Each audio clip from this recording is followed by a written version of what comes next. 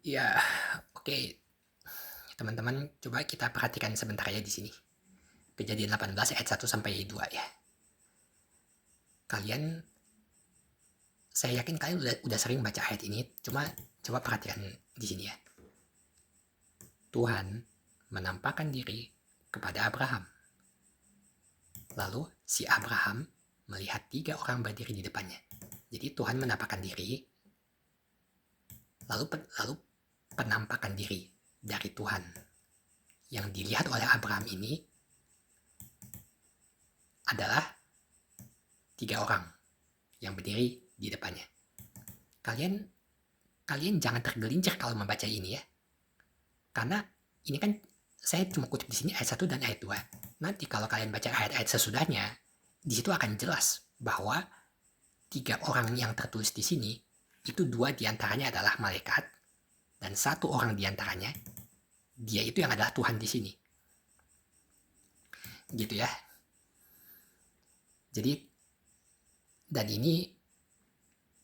ini adalah kasus di mana salah satu kejadian di dalam perjanjian lama di mana Tuhan menampakkan diri kepada manusia dalam rupa manusia.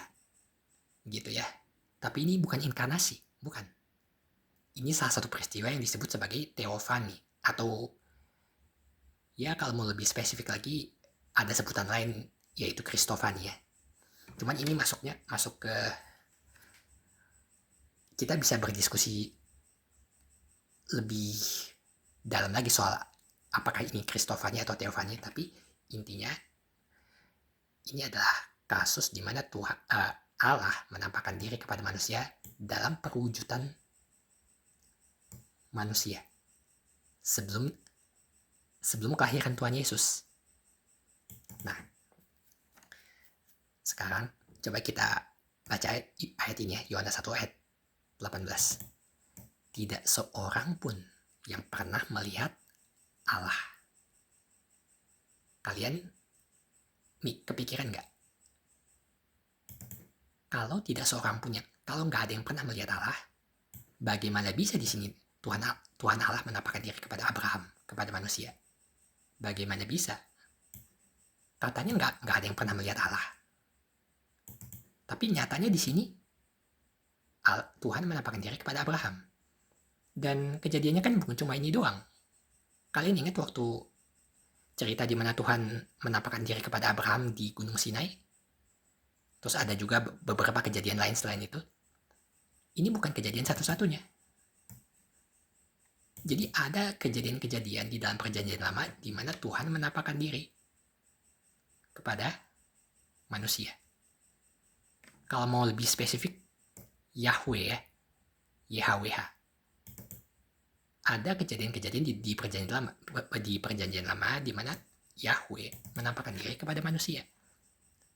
Loh, tapi di sini dibilangnya tidak seorang pun pernah melihat Allah. Berarti ayat ini bohong dong.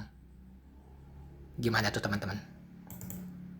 Gak ada yang pernah melihat Allah, tetapi anak tunggal Allah yang ada di pangkuan Bapa, dialah yang menyatakannya. Dia ini siapa?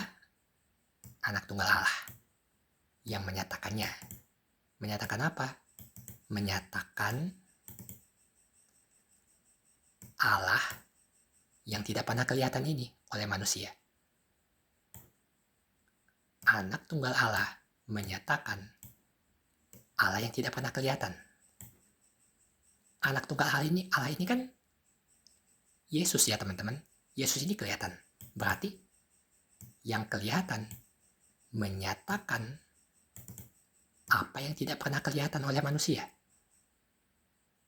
Itulah inti dari ayat ini. Gitu. Lalu gimana sekarang? Katanya nggak ada yang pernah melihat Allah, tapi di sini jelas-jelas Tuhan menampakkan diri kepada Abraham. Nah, untuk persoalan-persoalan semacam ini kalian jangan bingung. Di sini ya, coba ayat ini, kalau kalian baca struktur kalimatnya itu pengertiannya seperti ini. Tidak seorang pun yang pernah melihat Allah. Tetap baca lanjutannya. Tetapi anak tunggal Allah. Nah, lihat struktur kalimatnya ya. Tetapi anak tunggal Allah. Di sini kan tidak seorang pun pernah melihat Allah. Lalu kalimat selanjutnya, tetapi anak tunggal Allah. Berarti anak tunggal Allah di sini itu adalah anaknya dari Allah yang tidak pernah kelihatan di sini. Dan siapa Allah yang tidak pernah kelihatan di sini? Ini tuh merujuk kepada apa? Merujuk kepada Allah Bapa. Ya, merujuk kepada Bapa di sini. Berarti Allah di sini pasti Allah Bapa. Tapi seandainya pun ya, seandainya kata-kata di sini tidak ada, seandainya kata-kata di sini tidak ada, tetap ini tidak bisa lari kalau ini bukan Allah Bapa, karena nggak ada yang pernah melihat Allah, tapi anak tunggal Allah, ya, anak tunggal Allah, tapi anak tunggal Allah. Logisnya adalah kalau di sini tertulis anak tunggal Allah, berarti ini pasti anaknya dari Allah yang ada di sini. Anak tunggal Allah, berarti ini maksudnya anak satu-satunya, anak original dari Allah. Ya, itu seandainya ini tidak ada. Tapi dengan adanya kata-kata di sini, ini semakin jelas sekali bahwa Allah di sini pasti Allah Bapa. Dialah si anak tunggal Allah ini yang menyatakannya. Menyatakan Allah Bapa yang di sini dikatakan tidak seorang pun pernah dilihat oleh manusia. Nah, sekarang kita kembali ke pertanyaan yang tadi. Katanya kan nggak pernah dilihat kan, Allah Bapa ini nggak pernah dilihat. Kalau nggak ada seorang pun manusia pernah melihat Allah Bapa, maka yang di sini itu Yahweh menampakkan diri kepada Abraham, ini pasti bukan Yahweh di sini, Tuhan di sini, pasti bukan Allah, bukan merujuk kepada pribadi Allah Bapa. Ini pasti merujuk kepada pribadi Allah anak di sini. Anak tunggal, anak Allah satu-satunya di sini, anak original dari Allah yang tertulis di sini. Ini rujukannya ke sini. Bukan kepada Allah Bapa yang ada di sini, bukan. Karena kan kalau Allah Bapa, bagaimana mungkin Allah Bapa? Karena Allah Bapa kan tidak pernah dilihat manusia. Yang pernah melihat Allah Bapa itu hanya anak tunggal Allah yang ada di pangkuan Bapa. Hanya anak tunggal Allah ini yang pernah melihat sang Bapa itu. Tapi kalau kita manusia nggak pernah melihatnya. Maka di sini Tuhan di sini yang menampakkan diri kepada Abraham, ini pasti rujukannya kepada pribadi dari anak Allah. Karena ini kan kasus di mana Tuhan menampakkan diri kepada manusia dalam perwujudan manusia kan. Allah menampakkan diri Allah menampakkan diri dalam perwujudan manusia dengan menggunakan wujud manusia. Ini Allah menampakkan diri dalam rupa manusia. Ini adalah tipe atau cerminan atau bayang-bayang dari bagaimana nanti Allah akan betul-betul turun ke dunia mengambil wujud manusia yang mana kita ketahui itu adalah inkarnasi pada waktu Natal, pada waktu kelahiran Kristus. Jadi pada waktu kelahiran Kristus datang ke dunia, itu kan dia pribadi Allah anak di sini, dia ini mengakses, mendownload kodrat manusia, sehingga Yesus Kristus itu menjadi dui kodrat ilahi dengan kodrat manusia. Itulah yang terjadi pada waktu Natal ya, pada waktu kelahiran Kristus, ketika dia datang ke dunia. Tuhan yang menampakkan diri kepada manusia dalam wujud manusia juga, yang mana kejadian ini beberapa kali muncul, kita temukan di dalam Perjanjian Lama. Ini adalah tipologi dari bagaimana nanti anak Allah itu akan turun ke dunia dengan menggunakan cara yang sama, yaitu menampakkan diri dalam rupa manusia. Kejadian ini adalah tipologi, bayang-bayang dari nubuatan yang akan terjadi di depan nanti. Dan itu sudah tergenapi di dalam Kristus, waktu dia lahir ke dunia, berinkarnasi menjadi manusia, dan dengan kelahirannya tersebut, dia datang ke dunia membawa keselamatan. Jadi kalau kalian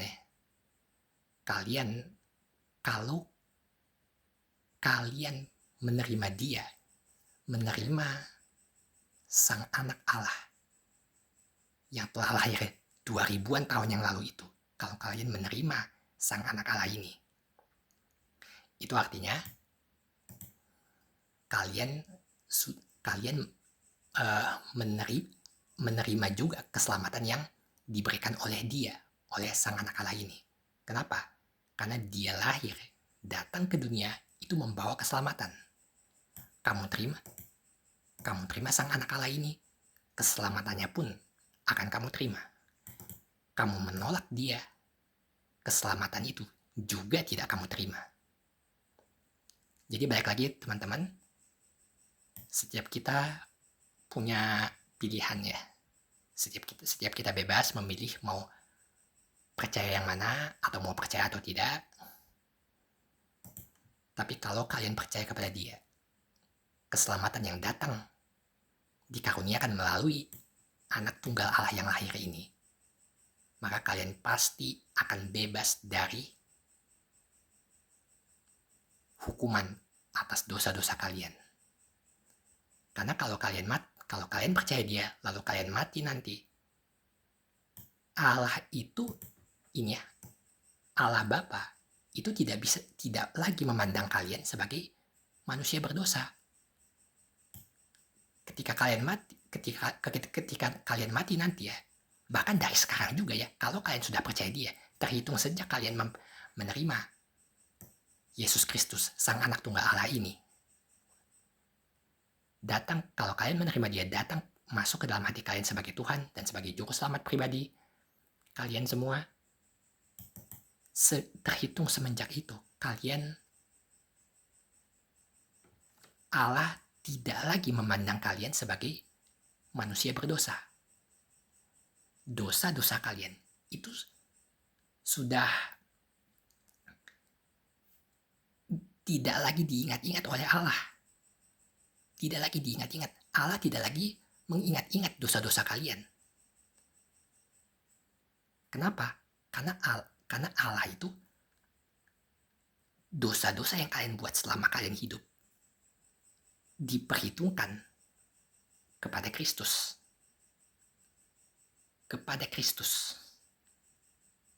Dan kebenaran dari Kristus diperhitungkan kepada kalian. Seperti itulah cara Allah memandang manusia. Kalau manusia itu menerima Yesus Kristus, sang anak tunggal Allah ini. Tapi kalau kalian tidak bersama dia, Allah memandang kalian itu sebagai makhluk yang penuh dengan dosa. Dan karena kalian penuh dengan dosa secara rohani, kalian itu dianggap sebagai musuh Allah.